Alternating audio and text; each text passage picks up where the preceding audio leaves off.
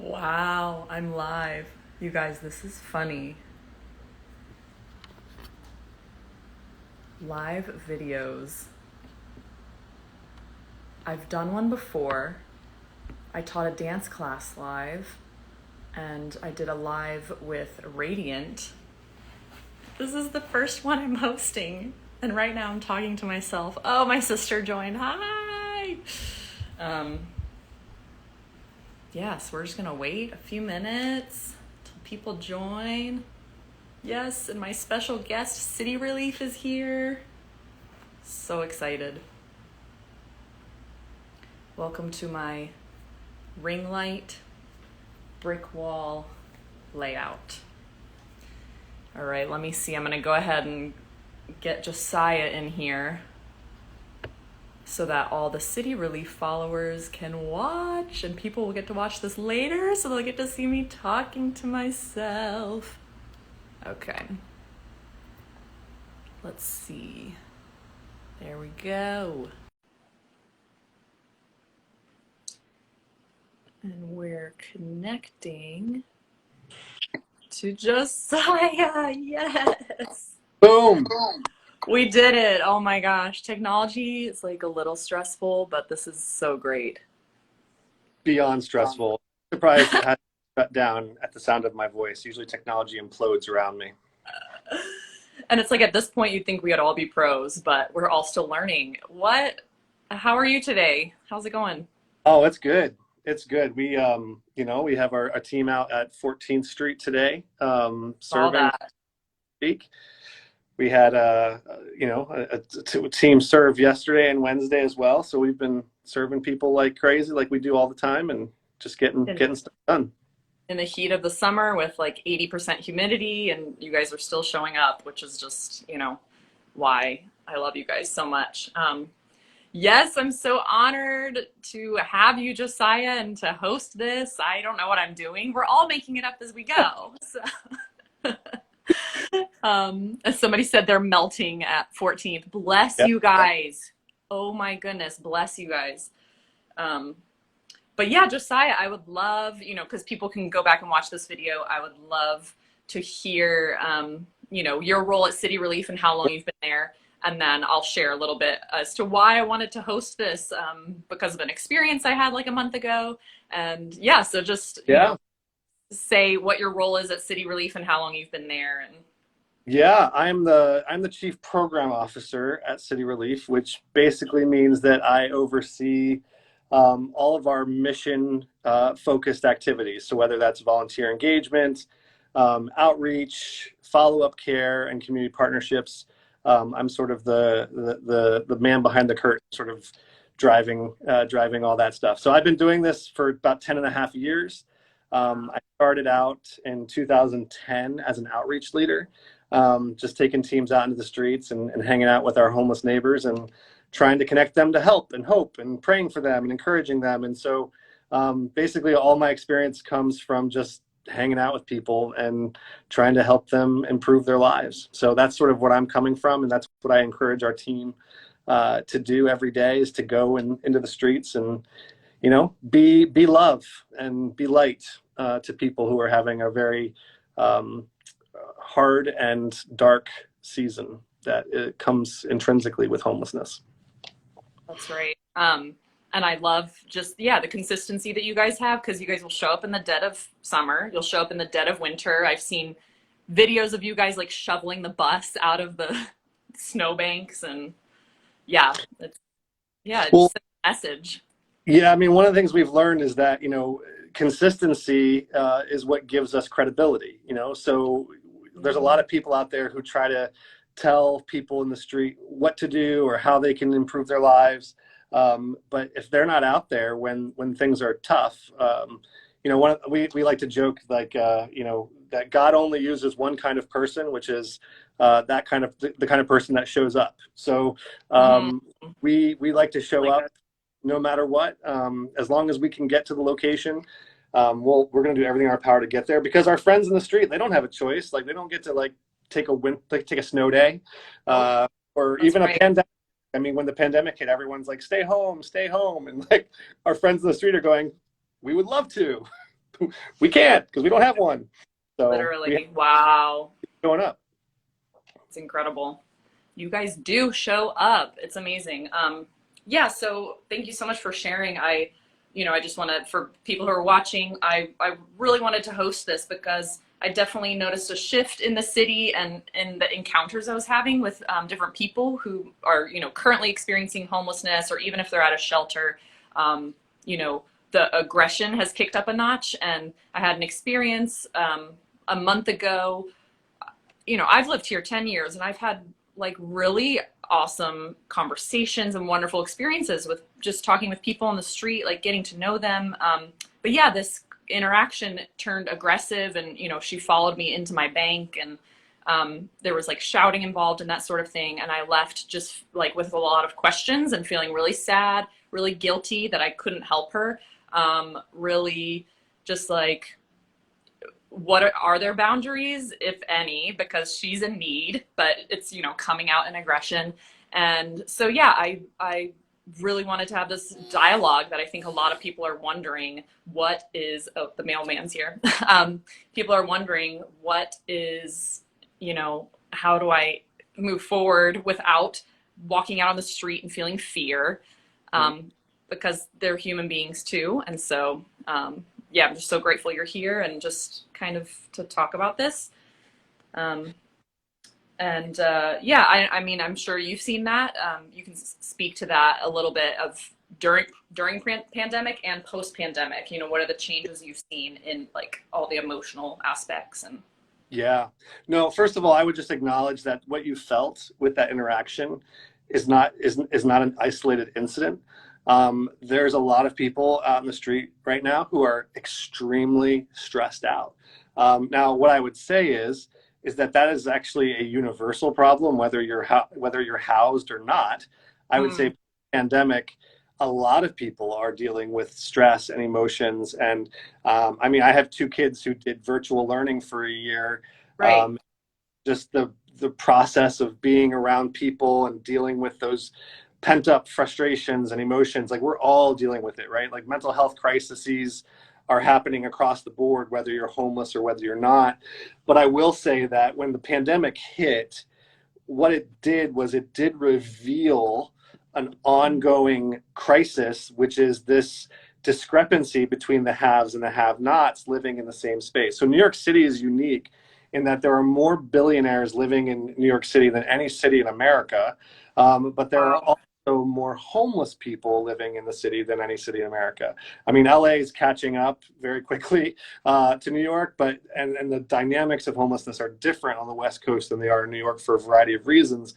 But the truth is there are 80 plus thousand people in New York City who were homeless before the pandemic.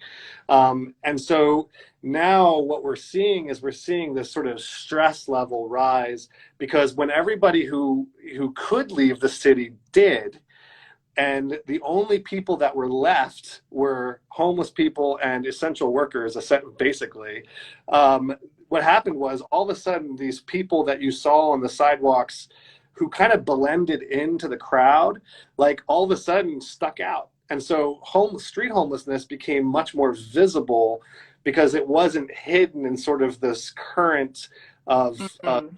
I almost think of like, when you empty out you clean up something and you remove all the water from like a fish tank or something, and you notice all these Wow. things that you didn't notice before because the water kind of just kept them hidden and moving. And so what happened is a lot of people in the street became sort of more visible. And then the other problem is that all those tourists left, and those tourists were the source of income for a lot of people who were panhandling, a lot of Mm, people who maybe they weren't on the bottom, maybe they weren't like desperate for help, but they were making enough money to sort of survive and buy yeah. coffee at McDonald's and breakfast. So the point is when those tourists left, all of a sudden the source of income left with it. And so not only did you have this sort of these people got left behind, sort of abandoned in the city, but now they don't even have the ability of making a living. And then on top of that, you have all these restaurants closing, coffee shops, Penn Yeah. State, like train stations, public bathrooms. That New York City already has an issue not having enough bathrooms. when the pandemic hit, everything closed. So like libraries, I know one guy, I met a guy who's a friend of mine. His name's Wayne. He told me a story of how when the pandemic hit, he went into the subway at Union Square and asked the police officer, "Sir, is there anywhere around here Mm. I can use the bathroom?" And the police officer just told him to get lost because there Oh, was. man. So you combine all these events, into one sort of pot, and what you get is you get a lot of people boiling over. And so there is this truth, this dynamic where people who I know who have been doing advocacy work and engagement with people in the street told me that they felt this tension, this stress level as people in the street. There's a higher level of desperation and anger and frustration.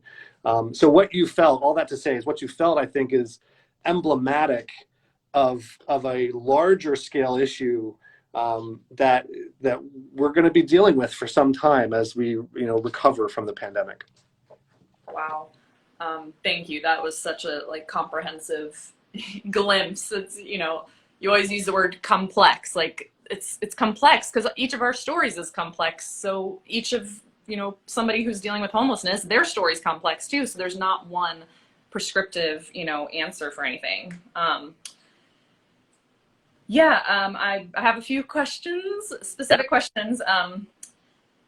One of the things is, giving cash. It's like, people will say, oh, I feel guilty. Like if I have the cash on me, but I don't feel comfortable giving it to them or XYZ, what are they going to spend this money on? I wanted to ask, what are like tangible ways we can love and respect people like without giving cash? Mhm. So two things I would say about this topic is one, I'm one of those people who doesn't think giving cash to someone on the street is like the end of the world. I think like if you want to give a few dollars to somebody, give it joyfully. Don't worry too much about how they're going to use it. One of the things I tell people a lot is my organization pays me every 2 weeks and no one audits what I spend my paycheck on. I occasionally I'll buy things that are not really, maybe in the best interest of my health. I'll buy, That's so occasionally I'll buy good. some like, Reese's peanut butter cups or something that's maybe Yeah. ice cream, Amen. That's someone new. right. So like, no one's checking on me to say like, how'd you use your money? Mm, So I feel like if you're going to give money to someone in the street, you feel led to do that, do it joyfully and don't sweat it. Like, yes, there are people out there who might use things. Yes, I buy chicken wings, Lydia. yes. Um, but Come my on. point is like, don't sweat. So like, I mean, I think it was even, Pope Francis who even said, give generously if someone asks for it. So now that being said, I totally understand. There's a lot of people out there who are like, I don't want to give out cash. That's totally fine. I personally don't give out cash very often. Occasionally I do, and the main reason I don't is not because I'm worried about how they'll spend it, but I'm worried about the dynamic it creates between me and that person as Mm, sort of like, I'm the person in power mm, giving down to the person in need. And sometimes people use giving cash as a cop out. Like we'll throw dollars in the cup so that we don't feel bad. So we feel like we did something. yeah. So if you're giving money just to assuage your own conscience, that's Yeah. not helpful. Yeah. But Amen. at the same time, all that to say that if you're going to, there's lots of opportunities to not give out money too. You can do other things. So for example, I tell people, if you're going to give out cash, don't give out like huge nominations. Don't give out like huge, like 20, 30, $50. Because if someone is going to buy a bunch of things that are not healthy, the more you give them, the more damage that could be done in a specific instance. That's just my personal opinion. But if you don't want to give out cash, it's always good to ask them what they might need. Is Mm, there a coffee shop nearby? Could I get you a bite to eat? Maybe gift cards, like a Starbucks gift card or a Dunkin' Donuts or love uh, that. Yeah.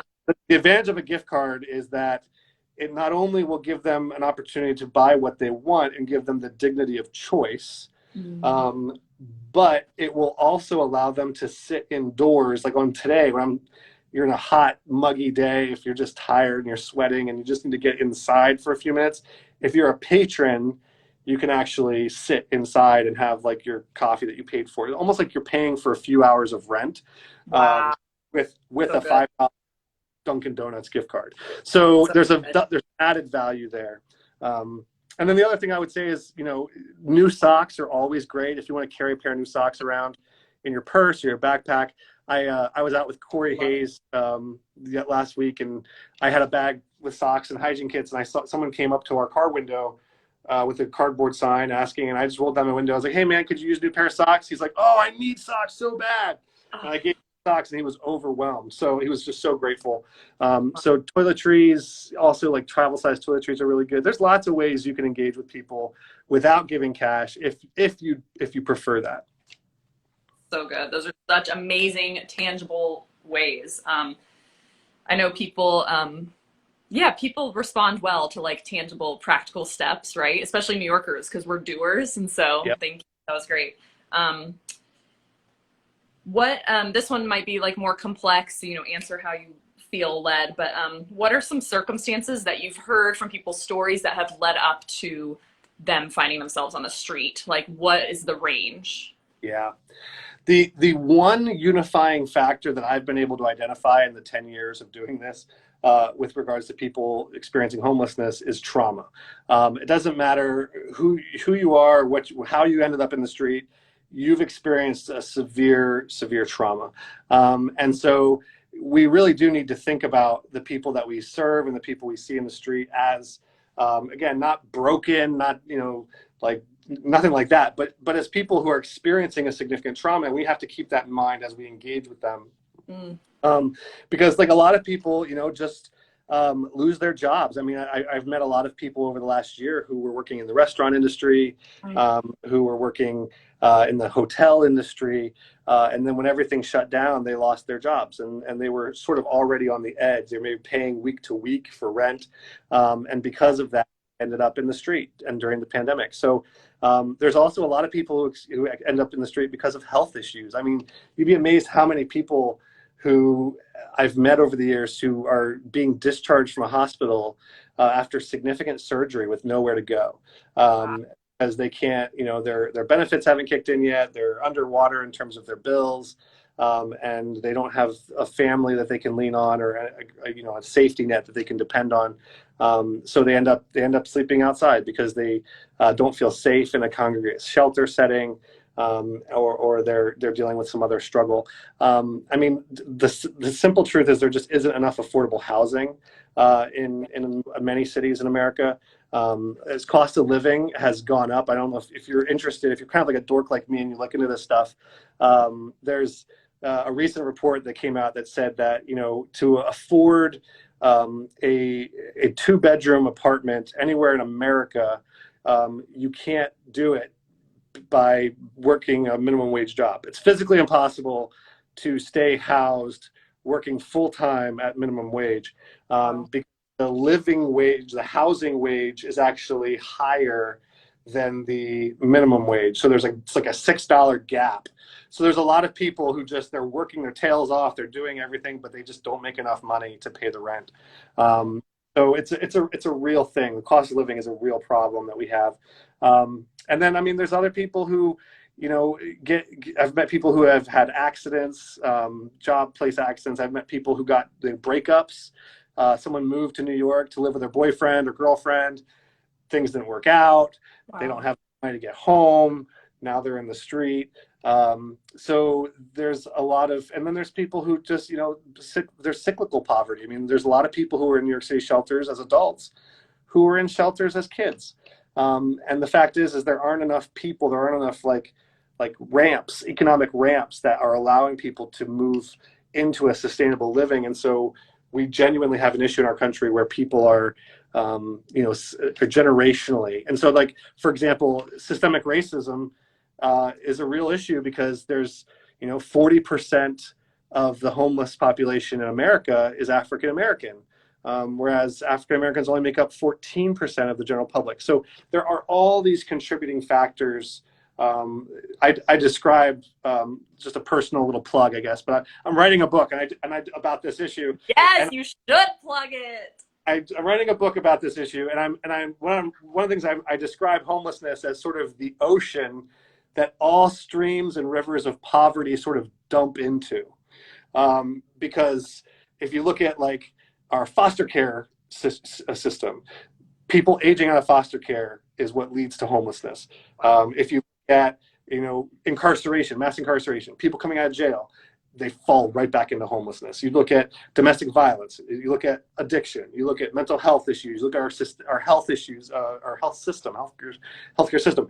It all is dumping people into homelessness. So homelessness is like this ocean where all the streams and all the rivers of poverty and justice sort of land. Wow.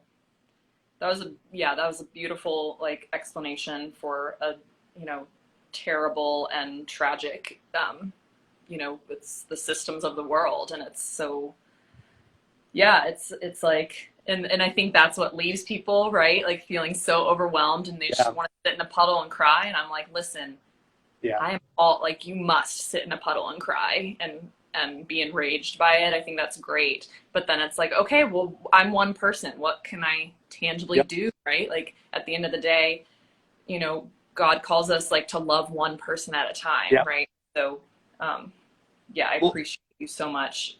That was well like such a hard question. But here's the good news, though. The good news, if I'm going to put on my optimistic hat, the good news is that because it's so complex, there's something for everybody to do. mm, Meaning you don't have to be like a full-time outreach service person to fight homelessness. Like you can genuinely be, an actor, an actress, or a barista, or a finance expert, or whatever, and you can still fight homelessness even if you're not directly involved, because there are so many ways of engaging on the issue. So right. I would encourage everybody to think about what is it that drives them, what is their passion. Yeah, If it's kids, like if you're really concerned about kids, like guess what? You can get involved in helping kids stay out of homelessness. Or you can volunteer with an organization that addresses youth homelessness. Or if your passion is like anything else, honestly, whatever it is, find a way to get involved in love it. some small, tangible way, and you will make a huge difference. Come on, that's so good. Yes, that's such great advice, and encouragement. And so that leads me into, if people have never volunteered for you guys and are interested in volunteering, can you explain like what their experience will be like on an average volunteering day? Heck yeah. On a day like today, they're wet. That's what's going to happen. Yeah.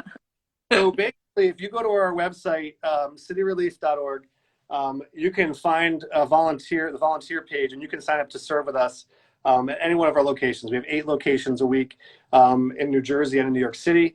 You can either meet us at our base and help us make soup and help us get ready and drive into the city, or you can meet us on site in New York or in New Jersey. And what you'll do is you'll actually help us set up a pop-up block party.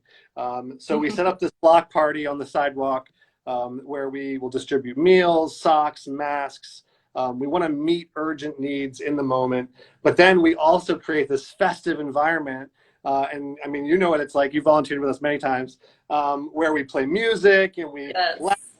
and we tell stories and we engage with our friends, and we treat them like people, and that's really the goal, is to remind people who are experiencing homelessness that they're not defined by their circumstance. They're defined by their value intrinsically as a human being made in the image of God. So you'll be serving with people, hanging out with people, and then we'll also be connecting people to services, whether we have a community partner on site or we have other organizations that can help connect people. But we are really about trying to connect people to resources and tear down barriers that are Yeah. keeping people stuck in the loop of homelessness and poverty.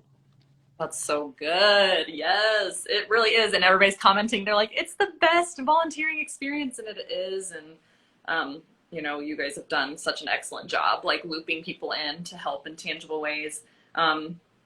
Yeah. So, I mean, are there any like final thoughts that you would like encourage people with in maybe even one-on-one encounters, or like you Yeah. said, I like what you said about, follow your passion and use your creative ideas to, yeah, go for what you're passionate with while helping people. Like, anything you want to add to any of those things?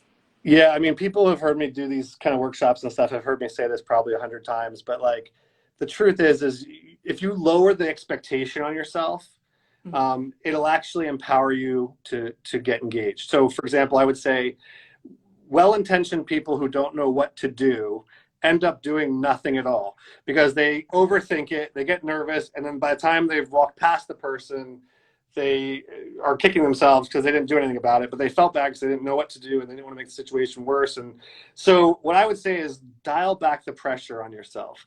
Like, just try to think of a way to make eye contact, to smile, to acknowledge someone's humanity. Just start there. Just start by engaging the person, saying hello. Good to see you. I hope you stay cool. If on days like today, it's really great if you have a bottle of water you can carry around and like prayerfully look for someone who can, might need a bottle of water. It's winter time. There's other things you can do, but I would just say look for small steps that you can take. Don't budget an hour to sit down with somebody if it's your first time engaging someone in the street. Just like make it like a 2-minute conversation, and really try to get involved on a very low level. So one of the things I would say is boundaries are extremely healthy. Don't treat anyone in the street any differently than you would treat someone at the grocery store. For example, if you're sitting like in the frozen food section and you're like looking for things and there's a person across the the refrigerator or the freezer, like, you don't just offer that person to come into your house and take a shower. That's like a weird that would be a weird thing to do. Start by just nodding and saying hi. Like, that's what I would, hey, how you doing? And then see where it goes. If the person asks for money or asks for anything, what I would also remind you of is it's okay to say no. It's okay to say no. Something I think a lot of times New Yorkers get upset about is like, oh man, this panhandle, they're asking me for money, I don't know what to do. Well, you can just say no. Come on, and then just be like, you know what, I'm not going to give out any money today, but I hope you have a good day. That's totally fine. And if the person curses you out, then they're having a bad day. Don't take it personally. Move on. That's good. So all that to say, I would say, is start really low, lower the bar on yourself, make eye contact, say hi, keep boundaries up. You don't want to sit in someone's space. If someone crowds your space or follows you into a bank, for example, it's okay to like walk away and be like, excuse me, I need my space, step back from me. Like, they're all perfectly appropriate things to say to protect your own safety and your own boundaries, just like you would with anybody, whether they're right. That's so good. Yeah, thank you for elaborating on that. I think that's an incredible tool to take with us. I met a woman last week named Tina, and she asked for money, and I was like, I don't, but can I grab you something from the CVS? And she was like, actually, I'm okay. And I was like, I'm just gonna stay here for like another 30 seconds and talk with her. And she said afterwards, thank you so much for the conversation. And I was like, and I just walked away with tears. I was like, she needed that emotional connection, and it just encouraged me to, again, the boundaries thing, and not feeling like guilty of like, why are these panhandlers all asking me for money? It's like, no, you can have boundaries and be like, no, I can't help today, and it's been, so thank you for that. It's really been amazing to watch as when you shift the dynamic to say, oh, right, it's not my responsibility to fix this person. It's my responsibility to love this person. And loving doesn't often require fixing. Like, you can love someone without trying to. In fact, I would argue that most of the time love comes with the acceptance that you can't fix the person. That's what true love is, actually. Dude, come on. So like, loving that person doesn't mean fixing them, which means that you can keep up boundaries and be like, hey, what's going on? How you doing today? Oh, I'm having a terrible day. Oh, these people cursed me out, stole my bag, my wallet's gone. I need a train ticket back to Jersey. And you could be like, oh my gosh, that sounds horrible. I am so sorry that just was, you've having such a hard time. Yeah. Really hope that your day gets a little better. And maybe this little short conversation will help. But I just want to remind you that you matter. Yes. You are seen, and God loves you. And then just move on, and you never know what that experience could do to change someone's life. Because we've had people come to our outreaches all the time who said that the reason they came to us was because they bumped into someone in the street who told them about our organization and who cared. And now they're housed, and they actually are off the street because they were just someone said hi to them, invited them to our outreach, which is sometimes all you have to do. Wow, so good. That is incredible. I feel like we could just talk for hours and hours, and maybe we'll have to do this again. Um, And we look forward to hearing about your book and that sort of thing. So I'm assuming we'll stay updated on social media, and yeah. because I think somebody asked when can we expect to see that released? Do you have any idea? I'm hoping that by the fall I will actually have something for the world to check out. And the goal of the book is genuinely to just put tools in people's hands. Yeah. The working title right now is "Lazy, Crazy, Scary: 3 Lies About Our Homeless Neighbors and How You Can Help." So Wow. trying to sort of dismantle the stereotypes of homeless people as lazy, as crazy, as scary, and then giving Wow. tools on how people can feel empowered to engage their neighbors. So good. Well, I know I'm so blessed. I was like, even if one person watches, it doesn't matter because I will be so blessed by Josiah's your wealth of knowledge and generosity of spirit. So I just thank you so much. That is all the time we have for today. Thank you guys so much for joining, and yeah, stay tuned.